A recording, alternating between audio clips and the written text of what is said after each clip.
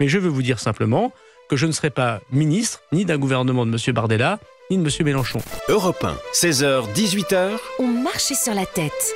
Cyril Hanouna. Oui, alors j'ai une question, non pas sur le programme, mais sur l'image que dégage justement votre gouvernement et la Macronie depuis 7 ans. Et pour savoir si vous parlez beaucoup, que vous avez compris les Français, est-ce que vous avez demandé des conseils en images à un cabinet ou à autre?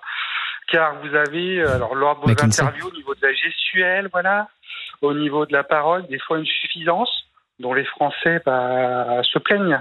Donc est-ce que vous avez déjà prévu déjà je vais pas dire de mettre de l'eau dans votre moulin, mais d'être un petit peu plus un peu moins méprisant. Voilà. C'est le terme. C'est alors ça revient souvent, Romain. C'est vrai que c'est quelque chose qui revient. C'est une question intéressante de Romain, auditeur d'Europe 1. Qu'est-ce que vous répondez à ça, Aurore Berger? Et c'est vrai que souvent, ce qui nous est reproché, c'est pas tant ce qu'on a fait que la méthode ou l'image qu'on a dégagé, le ressenti que les gens. Donc si à la fin les gens ont ce ressenti, c'est sans doute que c'est ce qu'on a réellement dégagé. Parfois malgré nous, parce que moi j'ai pas du tout le sentiment d'être arrogante d'une quelconque manière, mais si à la fin les gens nous le disent, c'est peut-être que malgré tout on l'a été. Je pense qu'il y a eu peut-être dans la manière avec laquelle on est arrivé en 2017, il y avait une forme de dégagisme en 2017. C'est-à-dire qu'on avait tous envie de balayer une forme d'ancien monde politique. Peut-être que ça, c'était une forme d'arrogance, de se dire, en fait, on balaye tout ce qui a été fait avant et on va faire différemment. Et on espérait sincèrement réussir à faire différemment, avec une méthode différente. Et je pense aussi qu'on a eu un rythme très, très intense. On a fait beaucoup de réformes. Est-ce qu'on n'en a pas fait trop au risque à un moment les Français aient du mal à s'y retrouver aussi dans ce qu'on a réussi à faire, dans ce qu'on a moins réussi. Peut-être que ça aussi, ça donne l'impression d'une forme de suffisance, de dire on sait ce qu'il faut faire et du coup on n'écoute pas assez pour faire.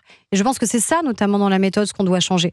C'est peut-être calmer le jeu un peu aussi, parce qu'on n'existe pas que par les projets de loi qu'on fait, les propositions de loi, etc., le rythme qu'on a, de manière à être plus à l'écoute du pays et du tempo aussi que le pays veut avoir. Je pense que c'est un peu ça. Après, non, cabinet de conseil en a donné, donc ça... ça y est, c'est bon. J'ai l'impression que Romain voulait se placer, là. Oui, non, mais c'est juste... Mais je prends les conseils avec plaisir. Merci Romain. Ça veut dire que comme le président de la République, vous renvoyez dos à dos... Notre auditrice. Les deux extrêmes, gauche et droite? Malheureusement, oui. Et s'il y a un second tour? Très honnêtement, il y a 10 ans ou il y a 15 ans, on n'aurait pas dit ça. Ah non, mais c'est sûr. Il y a 10 ans ou il y a 15 ans, on n'aurait sans doute pas dit ça. Raison. Pas parce que le RN a changé. Parce que je persiste à penser qu'ils n'ont pas changé, que derrière la vitrine, le projet est le même. Mais parce que la gauche a changé. Et s'il y a un second tour et qu'il faut faire un choix? Mais moi d'abord, je vais faire en sorte que nos candidats soient au second tour. Je sais que vous adorez cette question du second tour. Mais il a raison, elle est pas mal. Parce qu'elle est essentielle, en fait. Elle est essentielle. Elle est essentielle. Oui, mais avant le second tour, il y en a un premier. Bien sûr. Je voulais le dire de cette manière-là. Et notre enjeu, c'est quoi? C'est de garantir d'être en tête dans la plupart des circonscriptions au soir. Mais vous ferez un choix clair le soir du premier tour quand il y aura le second qui s'annoncera? Au soir. Ce sera quoi, Nini? Aujourd'hui, je verrai au soir du premier tour. Aujourd'hui, de ce qu'on semble entendre, de ce que vient de dire Aurore Berger, on voit bien ce qu'elle dit. Elle dit que voilà, les deux... Ce sera un Nini. Pas de consigne de vote. Ce sera un Nini, oui. Encore une fois, moi, je ne veux pas répondre à cette question avant même que les Français aient voté. Et vous savez très bien que pour la première fois, comme on a sans doute peut-être plus de participation que d'habitude, on n'aura peut-être pas des duels, des triangulaires, mais on aura peut-être des triangulaires. On n'est pas habitué à avoir 3 candidats au second tour. Et ça change tout, en fait, de la configuration politique demain dans notre pays. S'il y a des triangulaires, a priori, le RN, c'est plutôt bénéfique pour eux. Mais on est les seuls à pouvoir gagner au second tour. Tous les sondages, là, ce qu'ils montrent, c'est ça, c'est que le meilleur rempart, notamment face au Front Populaire, c'est pas le RN, c'est nous. Mais oui, j'aimerais qu'elle ait le même discours sur le Front Populaire. Je suis désolé de vous dire ça. Elle rappelle pas l'Union soviétique, Staline, les millions de morts, Lénine, etc. Ça n'a pas de sens. Oui, non, mais c'est fou d'entendre ça. Moi, excusez-moi, moi, ça me rend fou, ces artistes. Franchement, parce qu'aujourd'hui, avec tout ce qu'a fait le Front Populaire et le NPA et la France Insoumise depuis des semaines et des semaines, depuis des mois et des mois, je ne comprends pas. Déjà que François Hollande, on a vu encore François Hollande, on a vu un peu le niveau de François Hollande, on le savait pendant 5 ans, parce que si on en est là aujourd'hui, c'est aussi beaucoup à cause de François Hollande. Je peux vous dire, pendant 5 ans, un mec qui n'a rien fait à la tête de l'État, je peux vous dire qu'Emmanuel Macron, il a pris le pays, c'était catastrophique. Non mais je vous le dis aussi, il était ministre de François Hollande aussi. Oui, il était ministre de François Hollande. Ouais, mais c'est pas, il est parti. Tu sais, pour se lancer à la présidentielle. Quand à un moment tu vois que t'es un mec, tu sais qu'il va rien se passer, à un moment, tu sais, je vais te dire ce qu'il s'est dit à Emmanuel Macron. Je vais être clair. Il s'est dit non mais attendez, on a quand même une énorme gugus à la tête de l'État. Il se dit je suis bien plus intelligent que lui, je vais y arriver. Et il a eu raison d'ailleurs. Il s'est dit non mais c'est vrai. Il a réussi. Je vous le dis. Pendant 5 ans, François Hollande, il a rien fait. Mais si Non, je je puis vous me dis, à permettre, part aller Cyril. chercher des croissants et se balader en scooter, il n'a rien fait. Mais Non, si bon, je puis me permettre. Récupère la France derrière. Non, mais je te dis, récupère la France derrière, tu vas voir. Mais si je peux me permettre, Ah oui. Cyril, pardonnez-moi, mais en fait, Hollande, il est élu pourquoi? Parce que c'est tout sauf Sarko. Bah oui, c'est Parce ça. qu'il y a un moment donné, en Exactement. fait, les gens détestent Ah oui. Sarko, les gens ne veulent plus voter pour Sarko. Non, Et malgré tout, mais Sarko ne fait pas. Sarko, en fait, non, Sarkozy, t'as 49% des gens qui l'adoraient. Vraiment, c'est un truc de fou. Et t'avais 51% de gens qui. Et puis il faisait pas ça. Monsieur Ciotti, que répondez-vous à ceux qui vous taxent d'opportunisme, d'avoir rallié le Rassemblement national pour sauver votre propre circonscription? C'est vrai que je vous voyais ce matin, je vous ai regardé à la télévision quand monsieur Bardella exposait son programme, tout proche de Marine Le Pen, mais sans pouvoir vraiment vous exprimer. Est-ce que vous n'êtes pas une sorte de prise de guerre finalement? Je ne crois pas. J'ai expliqué les motivations qui m'ont conduit à cette décision. D'abord, je le dis aussi, le constat de l'impuissance de ma famille politique, rongée par les ambitions, les contradictions des uns et des autres, qui, pour les uns, restaient planqués sans oser s'engager dans les combats, pour les autres, voulaient une alliance avec la Macronie sans le dire. Et j'ai essayé pendant 2 ans de faire en sorte qu'on ait une ligne claire. On a eu un bon candidat aux européennes, François-Xavier Bellamy. Il a du talent, il est intelligent, il a du charisme, il a bien bossé à l'Europe. Il a pris la décision de ne pas vous suivre. Malgré tout ça, on n'a fait que 7%. Après les 4-7 de Madame Pécresse. Donc, la dissolution est arrivée. Je me suis dit, je crois que c'est le moment de renverser la table, d'arrêter avec ces vieux codes où on jette des oukases. Mais Nicolas en disant... Sarkozy dit que vous n'avez pas renversé la table, que vous êtes devenu simplement, je le cite, c'est dans le JDD, le supplétif du RN, et que ce n'est pas une ambition, mais un constat de renoncement. Oui, il a aussi...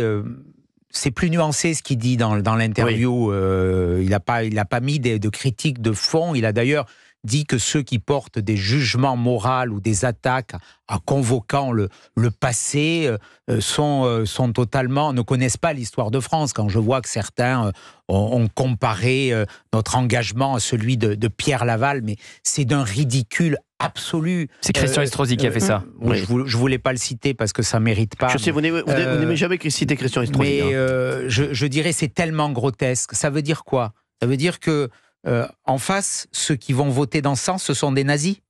Ce sont des nazis. Bah, c'est la logique.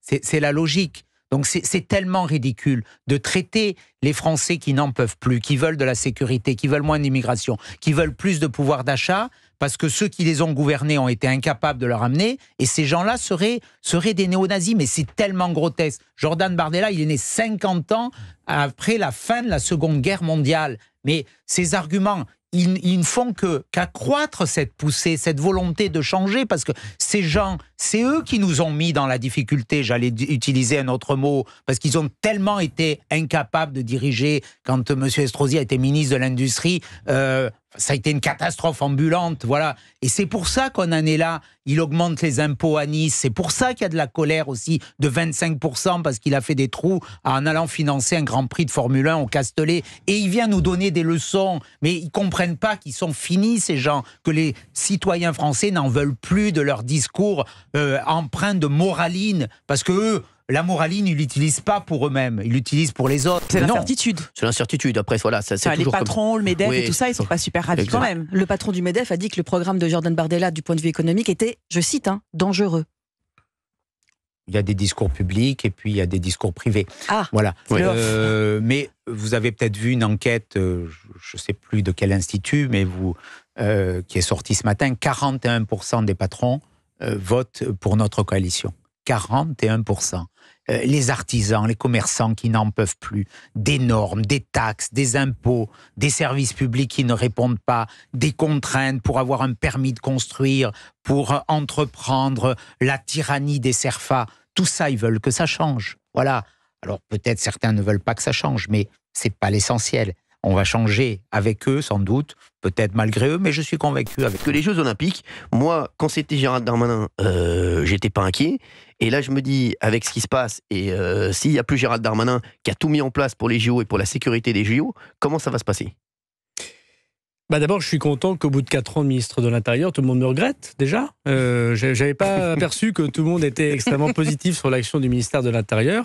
Je suis heureux de voir que, oui, on a fait les choses sérieusement. En tout cas, sur les Jeux Olympiques, comme sur tout le reste, j'ai fait le plus que je pouvais, les meilleurs efforts. J'ai pas tout fait bien, Mais j'ai donné beaucoup de moyens aux policiers et aux gendarmes. J'ai porté une ligne de fermeté, on a fait beaucoup de réformes, et puis on a préparé ces Jeux Olympiques. Je rappelle qu'on avait d'autres victoires déjà. La Coupe du Monde de rugby, le troisième plus grand événement du monde, aucun problème. L'avenue du Pape à Marseille, aucun problème. Le roi et la reine d'Angleterre, aucun problème. Le débarquement de Normandie, aucun problème. Et donc ces Jeux se passeront bien.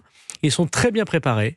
Et si je peux être le ministre de l'Intérieur qui les préside en termes de sécurité, j'en serais heureux. Ça veut dire que la majorité a gagné et que le président de la République me fait confiance. Et si je ne le suis pas, je donnerai au prochain ministre de l'Intérieur un ministère qui aura une augmentation budgétaire, des augmentations d'effectifs, tout le monde qui constate que tout ça est bien préparé. Et je travaillerai jusqu'au bout pour ces Jeux Olympiques tant que je serai ministre. D'ailleurs, demain matin, je préside une nouvelle réunion, comme chaque semaine, qui fait le point avec tous les services. Après, j'ai la chance d'avoir des policiers et gendarmes formidables, un préfet de police extraordinaire, Laurent Nunez, un préfet de région Île-de-France, Marc Guillaume, formidable. Et c'est un ministère, vous savez, qui est prêt. On ne prépare pas les Jeux Olympiques 3 semaines avant. Donc la personne qui me succédera aura plus qu'à mettre les pieds dans des choses. Moi je ne suis pas ministre de l'Intérieur, c'est pas ma fonction personnelle. Moi, je fais de la politique. Bon, on m'a demandé d'être ministre des Comptes publics. J'ai fait baisser le déficit et j'ai fait l'impôt à la source. J'étais très heureux de le faire. Je n'étais pas spécialiste des finances. Je suis venu à l'Intérieur pour remplacer Christophe Castaner. On m'a demandé de relier le lien que nous avions avec les policiers et les gendarmes. Je pense qu'ils peuvent dire qu'ils ont un ministre de l'Intérieur qui les a écoutés et défendus. Et j'en suis extrêmement fier. Mais c'est pas ma fonction, c'est pas ma définition d'être ministre de l'Intérieur. Si je devais me définir, je dirais que je suis Tourcoing, ça c'est sûr. Et donc, vous voyez, moi je fais de la politique. Je peux pas rester dans un gouvernement qui n'a plus de légitimité. Quand vous êtes patron de la police nationale, ou patron de la gendarmerie nationale, ou patron des services de renseignement, vous avez de la force parce que vous êtes un homme politique légitime. Quand j'ai parlé à votre micro, c'est parce que j'ai une légitimité. Le jour où nous n'avons plus de légitimité, parce que les Français ont changé de bord politique, et c'est leur droit le plus strict, moi je suis un démocrate, je le respecte. Il ne faut pas me demander de diriger des choses très très fortes sans légitimité. Et je ne serai pas ministre de M. Bardella 3 semaines pour lui faire plaisir parce qu'il n'aurait pas assez de compétences chez lui pour présider les Jeux. C'est ça que ça veut dire de me demander de rester. Et encore moins de M. Mélenchon qui veut désarmer les policiers, qui les insulte tous les jours. Donc si la majorité actuelle, d'une manière ou d'une autre, l'emporte et que le président de la République me demande de faire quelques semaines supplémentaires, je le ferai. Évidemment, je ne me déroberai pas, je ne suis jamais dérobé. Même là, quelques semaines supplémentaires seulement. Si le président de la République... On verra bien, parce qu'il choisira un nouveau gouvernement. On sait tous comment ça se passe après des élections législatives. Ça fait 4 ans que je suis ministre de l'Intérieur. Ça fait 7 ans que je suis ministre. Je n'ai que 41 ans, mais ça fait 7 ans. Vous savez que les ministres de l'Intérieur qui ont fait 4 ans, depuis Georges Pompidou, ça n'existe pas. C'est éreintant, c'est difficile. Et peut-être qu'il faut tourner la page et faire autre chose. Moi, je me présente aux électeurs pour être député, pas pour être ministre. Mais je veux vous dire simplement que je ne serai pas ministre, ni d'un gouvernement de M. Bardella, ni de M. Mélenchon. Ils veulent le pouvoir. C'est leur droit le plus strict, c'est la démocratie, les électeurs vont trancher. Mais alors, c'était pas la peine de me critiquer matin, midi et soir pour me demander désormais de rester parce qu'il n'y aurait personne de compétent pour présider ces Jeux Olympiques. C'était la logique des institutions. Moi, je suis gaulliste. L'Assemblée ne fonctionnait plus. Vous savez, notre erreur peut-être est d'avoir fait croire à tout le monde ou d'avoir cru nous-mêmes. Je me mets dedans. Qu'en 2022, on avait gagné les élections législatives. On n'avait pas de majorité absolue. Donc on n'a pas gagné les élections législatives. Certes, on ne les a pas perdues, mais personne ne les a gagnées, mais nous, on ne les a pas gagnées. Et moi, j'ai vu comment il était difficile de faire voter des textes. Courageux, difficile, on est d'accord, pas d'accord. Par exemple, la loi immigration. J'avais présenté une loi, vous avez vu quelle comédie pour arriver à aboutir à un texte. Bon, les 49.3 sur les budgets, les 49.3 sur les retraites, ils nous sont reprochés aujourd'hui. Mais c'est la conséquence de ne pas avoir de majorité en 2022. Et depuis 6 mois, on ne fait adopter aucun texte à l'Assemblée nationale. Et objectivement, à l'Assemblée nationale, c'est le boxon. Moi, j'ai parfois honte, j'avais honte des débats, quels que soient les côtés. Et donc, c'était la logique même des institutions que la dissolution arrive. Alors, je ne savais pas qu'elle arriverait le soir même des européennes. Elle aurait pu arriver 3 mois ou 4 mois après, mais c'était une question malheureusement de temps.